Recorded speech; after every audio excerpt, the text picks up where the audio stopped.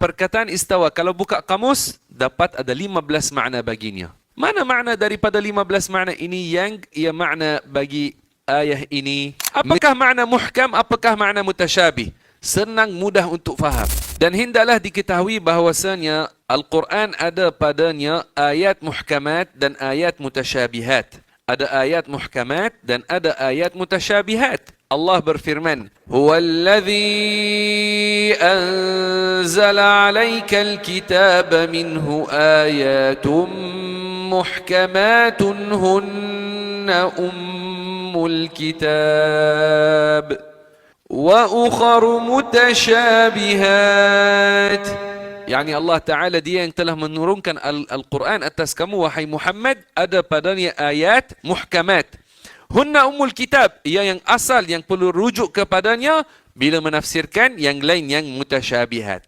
Apakah makna muhkam, apakah makna mutasyabih? Senang, mudah untuk faham. Ayat yang muhkamah, yakni yang maknanya jelas. Atau boleh kata, yang dari sudut bahasa, ia membawa satu makna dan makna itu jelas.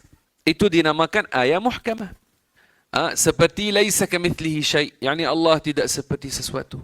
Adapun al-mutasyabih adalah yang ada dalam lafaznya perkataan yang dari sudut bahasa boleh membawa banyak makna. Maka apakah makna yang dikehendaki di sini?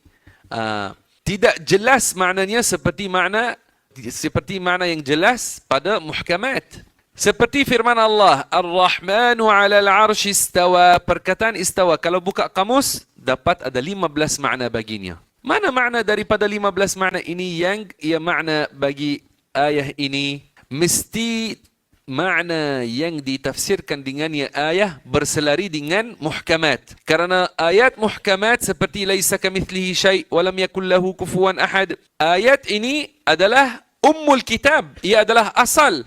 Ayat-ayat yang lain yang ditafsirkan mesti ditafsirkan dengan cara tidak bercanggah dengan muhkamat.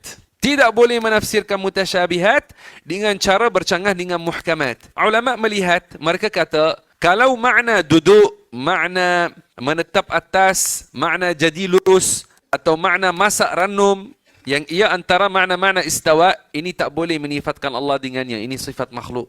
Adapun makna yang ia menguasai, menjaga, mengkekalkan, boleh. Ini boleh menafsirkan ayat dengan makna-makna ini.